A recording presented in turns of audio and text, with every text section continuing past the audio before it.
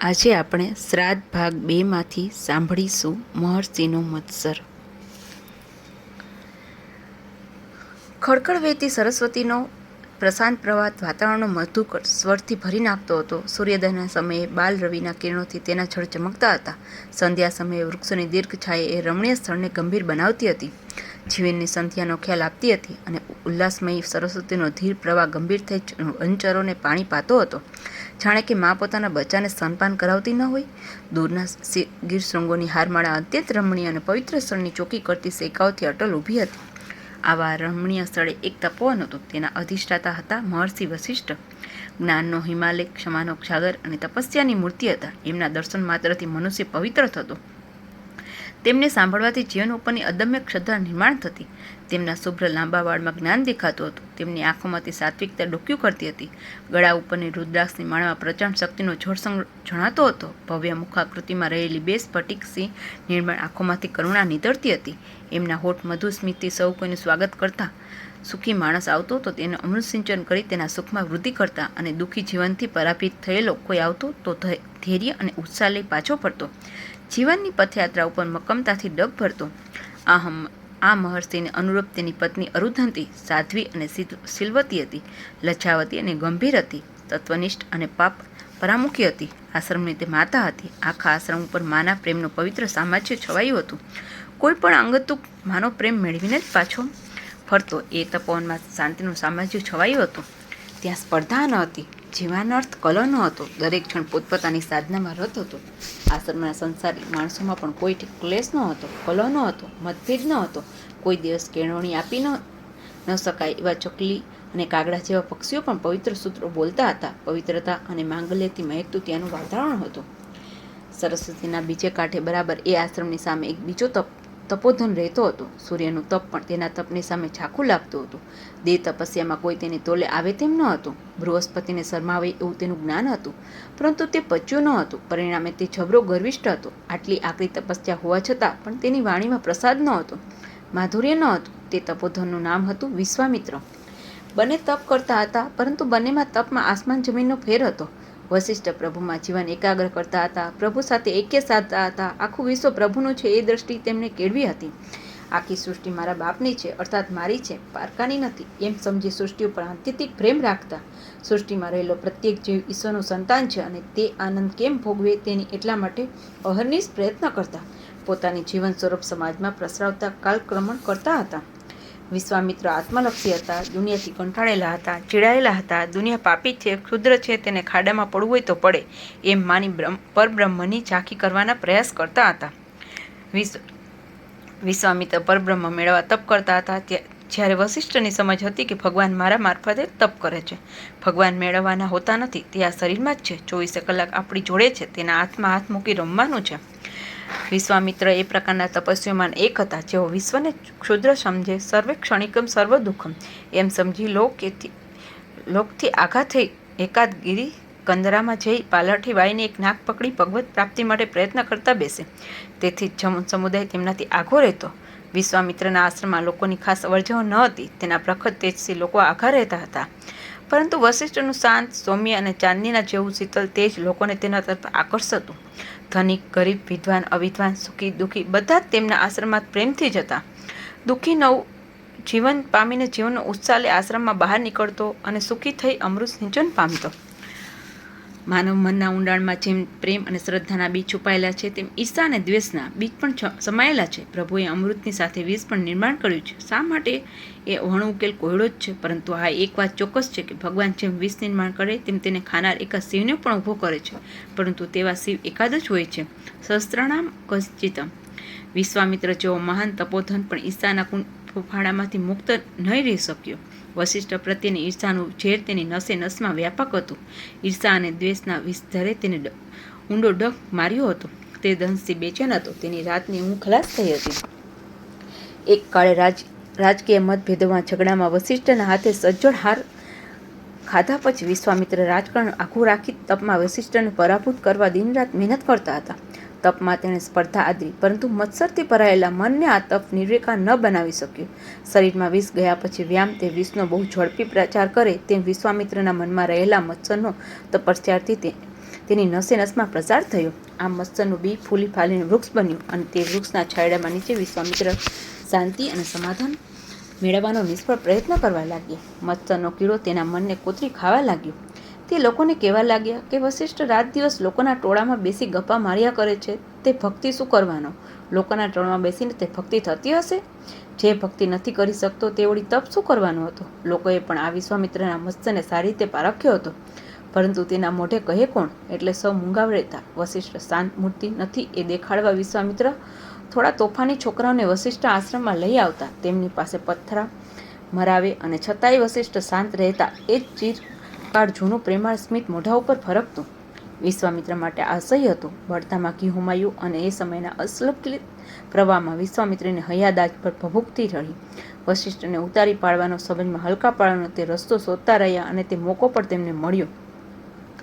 વશિષ્ઠના આશ્રમમાં ધર્મયાત્રા અર્થે ઘણા પંડિતો ભેગા થયા હતા. એક કાળે આ ભારત દેશમાં આ પંડિતો વિદ્વાનો 5 મહિના પ્રભુ ભક્તિ માટે ધર્મયાત્રા માટે નીકળતા. ગામે ગામ ફરે, લોકોના મગજમાં ભરેલો કચરો દૂર કરે, લોકોને જીવનોન્મુખ કરી જીવનનો સાચો રાહ સમજાવતા. આખરે વશિષ્ઠ જેવા મહર્ષિઓના આશ્રમમાં આવી તેમના પગે પાસે બેસી શાસ્ત્રાર્થ કરી નવું ભાથું મેળવતા. આજનો કુંભ મેળો આવી ધર્મયાત્રાનું એક વિકૃત રૂપ છે. ગંગામાં લોટો લગાવી સંન્યાસી મહારાજને પ્રદીક્ષા કરી એટલે જીવન કૃતકૃત્ય થયું એ ભ્રાંત સમજ તે કાળે ન હતી. ઉલટું તે કાળે કર્તૃત્વપૂર્ણ પંડિતો શંકા સમાધાન માટે ભેગા થતા. આધ્યાત્મિક જીવનનો વિકાસ સાધી લેતા. સમાજનું સાંસ્કૃતિક જીવન કેમ ઉપર આવે તે માટે સતત કર્મયોગી જીવોની સભા થતી. ધર્મયાત્રા શિબિર યોજાતી અને આજુબાજુના લોકો પણ તે વિચાર વિનિમયની જ્ઞાનગંગામાં ડૂબકી મારી પવિત્ર થતા. નવો રાહ મેળવતા. જીવન તરફ જોવાનો યોગ્ય દ્રષ્ટિકોણ મેળવી પોતાના ઘેર પાછા ફરતા. આવી જ એક ધર્મયાત્રા મહર્ષિ વશિષ્ઠના આશ્રમમાં યોજાઈ હતી. વશિષ્ઠને ઉતારી પાડવાની આ સુંદર તક છે એમ સમજી વિશ્વામિત્રે તે તક ઝડપી લીધી. વિશ્વામિત્રે શાસ્ત્રાર્થ કર્યો. તેની પાસે બૌદ્ધિક કૂદકો હતો, ગરુડનું ઉડ્ડયન હતું, તે અજય હતો, હિમાલય જેટલી ઊંચી બુદ્ધિ હતી, પરંતુ તેની પાસે આધ્યાત્મિક જીવનની ઊંચાઈ ન હતી. આધ્યાત્મિક જીવનમાં તે ભટકો હતો. તેનો શાસ્ત્રાર્થ જોઈ બધા અંજાઈ ગયા. લોકોએ તેની બુદ્ધિ માટે માન ઉભચ્યું. વિશ્વામિત્રને લાગ્યું કે હું જીત્યો, આજે મારી મનોકામના પૂર્ણ થશે. સંકલ્પ દિલ ઠંડુ પડશે. આજે વશિષ્ઠ દેશ પરના પંડિતો વચ્ચે ક્ષુદ્રને બટકો ઠરશે. એ સભામાં ધીર, ગંભીર, સૌમ્ય મૂર્તિ વશિષ્ઠ ઊભા થયા. તેમની પ્રાસાદિક વાણીમાં તેમણે વિશ્વામિત્રની બુદ્ધિની મોકળે મને પ્રશંસા કરી. વિશ્વામિત્રના મોઢા ઉપર એક વિજય સ્મિત ફરકી ગયું. પોતાના વિજયની પ્રતીતિ થઈ. પરંતુ ધીમે ધીમે વશિષ્ઠે ખૂબ જ પ્રેમથી સહજ રીતે વિશ્વામિત્રની દલીલોનું ખંડન કર્યું. સભા મંડપ વશિષ્ઠના જયગારથી ગુંજી ઉઠ્યો. વિશ્વામિત્રના હૈયામાં ભભૂકતી આગે વિરાટ રૂપ ધારણ કર્યું. દ્વેષથી સંતપ્ત થયેલા પોતાના આશ્રમમાં પાછા ફર્યા. સૂર્યાસ્તના સમયે નદીના ભાટામાં ઉદ્વિગ્ન મને તે ઊભો હતો. ચીડ અને દ્વેષથી તેણે હાથોની મુઠ્ઠી વાળી હતી. દાંત કચકચાવી વશિષ્ઠને ખલાસ કેમ કરવો તેનો વિચાર કરતો તે ઊભો હતો. પવનનો એક સુસવાટો આવ્યો. વૃક્ષલતાના પાન હાલી ઉઠ્યા. જાણે પાસે બોલાવી કહેતા ન હોય, દીકરા શાંત થા, તારા સંતપ્ત દિલને હું છાંયડો આપીશ. ખડખડ વહેતા સરસ્વતીના નીર પવનની એ લેરખીથી જરાક ક્ષોભ પામ્યા. વિશ્વામિત્રના મનની વાત જાણે સમજી ગયા ન હોય તેમ તેને કહેવા લાગ્યા, ભાઈ તું શાંત થા, મારી પાસે આવ, હું તને શીતળતા આપીશ. તારા મનના કચરાને ધોઈ નાખી તને હળવો ફૂલ જેવો બનાવીશ. આવ, ચાલ્યો આવ. હળિયાળું કુમળું ઘાસ તેને વિજયી બનવા વિનવી રહ્યું હતું, પરંતુ કુદરતનો એ સંદેશો લેવા તેનું મન ક્યાં તૈયાર હતું?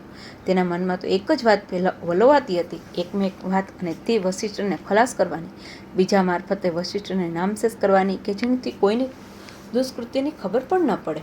પરંતુ દ્વેષથી અંત થયેલું મત્સ્યની આગમાં સળગતું તેનું મન ભૂલી ગયું કે તેના કરતાં પણ એક મહાન સત્તા બેઠી છે. તે સત્તાને કોઈ સાક્ષીની જરૂર નથી. આ દુનિયામાં બેઠો બેઠો આ સૃષ્ટિનો બધો જ ખેલ તે જોયા કરે છે. તે પોતે સાક્ષી છે અને ન્યાયાધીશ પણ છે. સર્વસ્વ ચાહમ હૃદય સન્નિવિષ્ટો, એ સનાતન સત્ય વિશ્વામિત્રથી ભૂલી જવાયું. વિશ્વામિત્રના આશ્રમની આજુબાજુ આહીરોની મોટી વસ્તી હતી અને ઘણા ખરા વિશ્વામિત્ર તેજથી તપથી અંજાઈ તેને સાથ આપતા હતા. એવા એક આહીરની છોકરી હંમેશા સામે કાંઠે પાણી ભરવા જતી. વશિષ્ઠ માટે તેને પૂજ્ય ભાવ હતો, પ્રેમ હતો, અને વશિષ્ઠને પણ તેને માટે પ્રેમ હતો. પોતાની દીકરીની જેમ તેના ઉપર સ્નેહ વરસાવતા. છોકરી સૂત્રો સાંભળી વશિષ્ઠના આશીર્વાદ લઈ પાછી ફરતી. વિશ્વામિત્રે આહીર કન્યાને બોલાવી કહ્યું, તારે મારું એક કામ કરવાનું છે. તું ફક્ત એક કરી શકીશ. હું આપનું કામ કરી શકીશ. મારી લાયકાત કેટલી? આહીર કન્યાએ આશ્ચર્યથી પૂછ્યું. મારે વશિષ્ઠને મારવો છે, વિશ્વામિત્રે દૃઢતાથી કહ્યું. કન્યા ચોંકી ગઈ. ગભરાટ અને આશ્ચર્યથી 2 ડગલા તે પાછી હટી. વિશ્વામિત્ર જેવો તપોધીન વશિષ્ઠ જેવા મહર્ષિને મારવાની વાત કરે તે માનવા જ તેનું મન તૈયાર ન હતું. અરે, જે વ્યક્તિ સતત ભગવાનને પામવા તપ કરતી હોય તે ભગવાન જેવા વશિષ્ઠને મારી શકે? પરંતુ તે નિષ્પાપ નિર્દોષ બાળાને ક્યાં ખબર હતી કે આ તપસ્વી દેખાતા તપોધનનું પણ એક આંતરમન દ્વેષાગ્નિથી તપ્ત થયેલું છે. મત્સરની જ્વાળા ફૂફાડા મારતી તેના અંતર્મને રોકી રહી છે. આવતીકાલે સાંજે વશિષ્ઠ ફરવા નીકળે ત્યારે તું તારો ઘોડો લઈ સામે કાંઠે જજે અને નદીના ડૂબી છે એવો ઢોંગ કરજે. વશિષ્ઠ તને બચાવવા તારી પાછળ કૂદી પડશે. બસ તારું કામ અહીં પૂરું થાય છે. પછી મારું કામ હું ફોડી લઈશ. પણ જોજે, વશિષ્ઠ જ્યારે એકલા ફરવા નીકળે ત્યારે જ જજે. પછી વશિષ્ઠ એ કન્યાને ડૂબતી બચાવવા કૂદશે. એ વખતે હું મારી તપની શક્તિથી જ સરસ્વતીના પૂર લાવીશ. પૂરમાં બંને તણાશે. વળાંક પાસે આવતા જ વશિષ્ઠના માથા ઉપર એક શિલા હું પટકીશ અને સરસ્વતીની ગોદમાં ચીડકાળ તે પોઢી જશે. મનોગત વિશ્વામિત્ર બોલતો રહ્યો. આહિર કન્યા મૂંઝવણમાં પડી. તેની સામે ધર્મસંકટ ઊભું થયું. એક બાજુ વશિષ્ઠ જેવા તપોધનનું મૃત્યુનું પોતે નિમિત્ત બને છે અને બીજી બાજુ વિશ્વામિત્રની લાલ આંખ છે. નહીં જાવ તો એ ક્રોધાગ્નિ મને જ નહીં પણ મારા આખા આહિર કુળને ભસ્મ કરશે. એ શાપ આપશે. ઘણી વખત સાત્વિકોને જીવનમાં આવી અકળ ઊભી થાય છે. વિશ્વામિત્રના શાપથી ડરી તપો રાશિને મારવાનું નિમિત્ત બનું. ના ના, તે તો મારાથી નહીં જ બને. આ દ્વંદ્વમાં મૂંઝાતી આ નિષ્પાપ બાળાને વિશ્વામિત્રે આંખથી ચેતવણી આપી. યાદ રાખજે છોકરી, આવતીકાલે સાંજે નહીં ગઈ તો.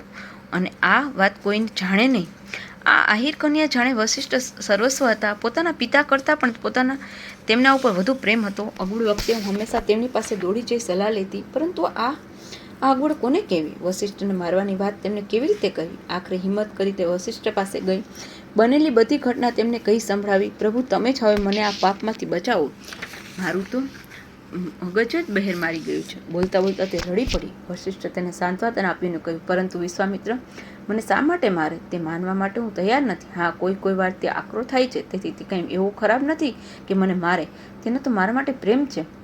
પ્રભુ, એ તમારી મોટાની વાત તો હું ન સમજું. મને તો એટલી ખબર છે કે તમને મારવાના છે. તેનું નિમિત્ત મારી આંગળીએ થવાનું છે. હું નિમિત્ત ન બનું તો તે મને શાપ આપશે. પ્રભુ, મારી મતિ મૂંઝાઈ ગઈ છે. તમે મને રસ્તો દેખાડો. બેટી, તું ડર નહીં. વિશ્વામિત્રે તને કહ્યું છે તેમ કર. આ શું? તપોધનનું મૃત્યુ અને તે માટે હું નિમિત્ત બનું? એ મારાથી નહીં બને. વશિષ્ઠે કહ્યું, દીકરી, એમાં ડરવા જેવું શું છે? અરે, મૃત્યુ એટલે ધણીને મળવા જવું. એ પરમપિતાથી વિખૂટો પડ્યો છે તો તે મેળવવાનું અહોભાગ્ય મને સાંપડશે. અરે, એ પળને માટે તો બધી દોડધામ છે. મૃત્યુના લીધે જુદા પડવું એ બીજું કંઈ નથી, પણ આપણા દિલમાં વસેલા ઈશ્વરે આકાશમાં રહેલા ઈશ્વર પ્રતિ પ્રયાણ આદરવું એનો એ એકરાર છે. આપણા દેહમાં રહેલા ઈશ્વરને જ્યારે દેહ બંધનરૂપ લાગે છે અને જ્યારે મુક્ત વિકાસ માટે અને અભિનય પ્રવાસ માટેની ઝંખના જાગે છે ત્યારે મૃત્યુ આવે છે અને એની આંગળીએ આપણે નવો પ્રવાસ શરૂ કરી શકીએ છીએ. બેટી, આજે અમૂલ્ય તક આવી છે. એ પરમપિતા સાથે મારો ભેટો કરાવવા તો નિમિત્ત બને છે અને તું દુઃખી થાય છે. તું દુઃખી ન થા. વશિષ્ઠનું એ મહત ભાગ્ય છે કે મારું મરણ કોઈને ઉપયોગી થશે. તું જા. વિશ્વામિત્રે કહ્યું તેમ કર. બીજા દિવસની સમી સાંજે વશિષ્ઠ નદી કાંઠે એકલા ઊભા છે. આ સૃષ્ટિના સર્જનાની અકળ કળાનો વિચાર કરે છે. બ્રહ્માંડનો ભેદ ઉકેલનાર એમની બુદ્ધિ એક માનવના મનને ઉકેલવા અસમર્થ બની છે. સૂર્ય ભગવાન પણ અવિશ્રાંત કર્મયોગ કરીને ધીમે પગલે પોતાના ઘર ભણી પ્રયાસ કરતા હતા. તે પણ મારી જેમ જ કર્મયોગ કર્યો હશે અને તું પણ મારી જેમ જ પરમપિતાના ઘરે પગ માંડવા તત્પર થયો છે ને? એમ સૂચન કરતાં કરતાં સવિતા નારાયણ દૂર દૂર ક્ષિતિજમાં વિલીન થઈ ગયા. પાછળ મૂકતા ગયા એની મનોહારી કર્મયોગી જીવનની આભા. પાછળ રહ્યા તેમને સોનેરી રંગો. એ સમયે આહિર કન્યા આવી. ક્ષણભર પાણી ઉપર દેખાઈ. પાણીમાં સરી પડી. તેની પાછળ વશિષ્ઠ કૂદી પડ્યા. એ અનંત યાત્રાનો છેલ્લો ટપ્પો પૂરો કરવા નદીમાં મહાપૂર આવ્યું. ભેખડ ઉપર ઊભેલા લોકોએ ઉભવાતા પૂરને જોયું અને સંધ્યાના આછા પ્રકાશમાં દૂર દૂર ખેંચાતા બે ઓળાઓને. સામે કાંઠે વળાંક પાસે ઊભેલા વિશ્વામિત્રે વશિષ્ઠને વિનાશપુરમાં ખેંચાતો જોયો. એના જીવનની મહત્વાકાંક્ષા પૂરી થવાની ક્ષણ આવી હતી. તે પથ્થર ઉપાડવા નીચે વળ્યો, પરંતુ સરસ્વતીને થયું, આ મહાન કર્મયોગીના લોહીથી મારું પાણી નહીં રંગવું. તેણે પોતાનો વેગ વધાર્યો. વિશ્વામિત્ર પથ્થર ઉપાડી વશિષ્ઠના ઉપર જ્યાં ફેંકવા જાય છે એટલામાં જ સરસ્વતીના પ્રવાહે વશિષ્ઠને 5 વામ આઘો ધકેલી દીધો અને વશિષ્ઠે સરસ્વતીના નીરમાં તણાતા ગંગા કિનારે ખેંચાઈ આવ્યા. વશિષ્ઠ જતાં જ બધાને દુઃખ થયું. લોકો તેમને શોધતા ગંગા કિનારે આવ્યા. તેમને પાછા ફરવા ખૂબ વિનવણી કરી.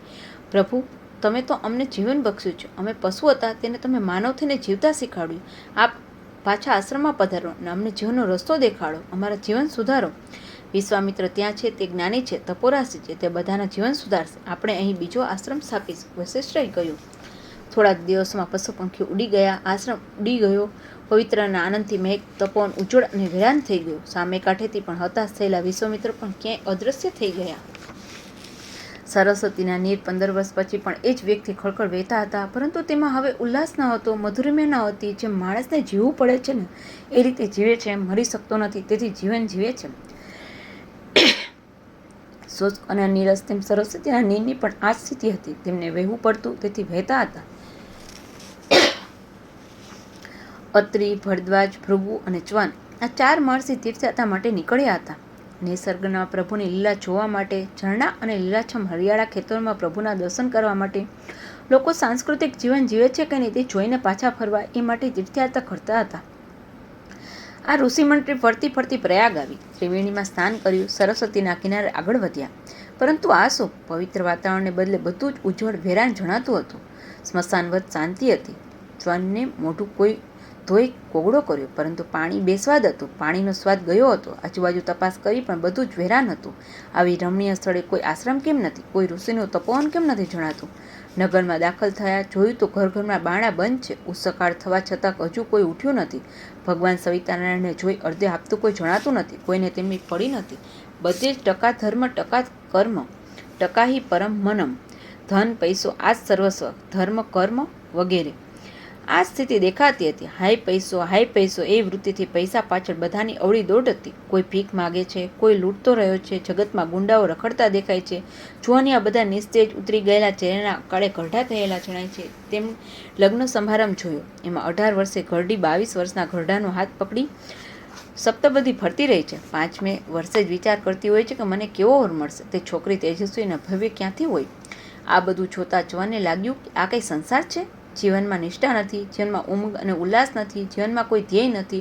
મરવાને વાંકે બધા જીવતા રહે છે. આ શું જીવન છે? કેટલાક ઘરડાઓ સ્મશાનમાં લાકડા ગયા છે તેથી ધાર્મિકતાનો દેખાવ કરે છે. ગીતા વાંચવામાં પણ આપણું જાય શું? કાંઈ જતું નથી, તેથી ગીતા વાંચે છે. જીવનમાં ભૌતિક સુખ નથી, નૈતિક જીવન નથી, સાંસ્કૃતિક જીવનની કલ્પના નથી. ત્યાં વળી આધ્યાત્મિક જીવન ક્યાંથી હોવાનું? ફરતા ફરતા ગામ બહાર વડના ઝાડ નીચે આવી ઋષિઓ બેઠા. તે વખતે કેટલાક ગલિતાંગી તેમને દર્શને આવ્યા. તેમને બીજો રસ પણ શેમાં હોય? પ્રભુ ઉપર પ્રેમ નથી અને સંસારથી પરાભૂત થયા છે. તેમણે પાસે આવી એ ઋષિઓને નમસ્કાર કર્યા. ચ્વને પૂછ્યું, ગામના લોકોનું આવું જીવન કેમ છે? કુટુંબમાં પ્રેમ નથી, ઘેર ઘેર ઝઘડા છે, કોઈ ઠેકાણે પાવિત્ર્ય અને માંગલ્યની જરા સરખી છાયા નથી. તેમાં એકે કહ્યું, 15 વર્ષ પહેલાં તો આ ગામ બહુ જ સારું હતું, તો પછી આજે બગડવાનું કારણ? અત્રિએ પૂછ્યું. કેટલાક યુવકો અમારા ગામમાં આવતા હતા. તે અમારા યુવકને ભેગા કરતા હતા. પ્રાર્થના બોલાવતા, પ્રભુ ભક્તિ સમજાવતા, ઉપનિષદ વંચાવતા, સૂર્ય નમસ્કાર કરાવતા. પરંતુ તે આવતા બંધ થયા કાયમને માટે. ત્યારથી આ બગાડની શરૂઆત થઈ છે. તે યુવકના કંઈ નામઠામ ખરા કે? બાપજી, નામઠામ તો ખબર નથી, પરંતુ તે વશિષ્ઠના શિષ્યો હતા. ઋષિઓને લાગ્યું કે અહીં ચોક્કસ વશિષ્ઠનો આશ્રમ હોવો જોઈએ અને કંઈ કારણસર વશિષ્ઠ અહીંથી ચાલ્યા ગયા હશે. પરંતુ તમારે તેની તપાસ તો કરવી હતી, અત્રિએ કહ્યું. પરંતુ આ ગરઢાઓ પાસે તેનો જવાબ ન હતો. ઋષિઓ સમજી ગયા માનવ કેટલો કૃતજ્ઞ થાય છે તેનું આ ગામમાં તેને પ્રત્યક્ષ દર્શન થયું. તે બધા પાછા નદી કિનારે આવ્યા. પાણી ફીક્કું થયું છે, શું કરું? પાણીની મીઠાશ પાછી કેમ લાવી? અત્રિ કહે, આપણે ભગવાન શિવજીને આનું કારણ પૂછીએ. અને તેમણે તપ આદર્યું. અગવડ આવે ત્યારે માતા જ યાદ આવે ને. આ આપત્તિ આવે ત્યારે તું જ યાદ આવે. અમે મોટા નથી, પરંતુ તારી પાસે માગવા આવ્યા છીએ, તેથી નીચ પણ નથી. ભૂખ લાગે ત્યારે બા યાદ આવે જ. અગવડ આવે એટલે બીજા કોના પગ પકડવાના? બાના જ. જગતજનીના, પ્રભુના. સ્તોત્ર ગાવું એટલે ભગવાનને કાલાવાલા કરવા. ઋષિમુનિએ ભગવાનનું સ્તોત્ર ગાયું, ભગવાનને કાલાવાલા કર્યા. પાર્વતી પીગળ્યા. તેમણે ભગવાનને આ ઋષિઓ પાસે મોકલ્યા. પ્રશાંત બરફ જેવી ક્ષુભ્ર મૂર્તિ ઋષિઓની સામે આવી ઊભી. પ્રભુના કાર્ય માટે ચામડી ઘસનારે, જીવન સર્વસ્વ અર્પણ કરનારા જ્ઞાનદેવ, તપોવૃદ્ધ મહર્ષિઓ ભગવાનના દર્શનના અધિકારી નહીં થાય તો બીજું કોણ થશે? પ્રભુ, આ નદીનું પાણી ફીકું કેમ છે? વશિષ્ઠ અહીં શિક્ષણ આપવાનો પ્રયત્ન કરતા હતા. આ પશુ જેવા માનવને દાનવ થતા અટકાવી દેવ બનાવવા અવિરત શ્રમ લેતા હતા. પરંતુ તે તપસ્વી ચાલ્યા ગયા. સાથે નીરની મધુરિમા પણ ચાલી ગઈ. પરંતુ ભગવાન, એમાં લોકોનું શું ભૂલ? લોકોના અક્ષમ્ય ગુનો છે. વશિષ્ઠના શિષ્યોએ ગામનું બારણું ખખડાવ્યું. ભોગ અને વિલાસમાં ડૂબેલા ફૂંડ જેવું જીવન જીવતા બધાને ઢંઢોળી ઉઠાડ્યા.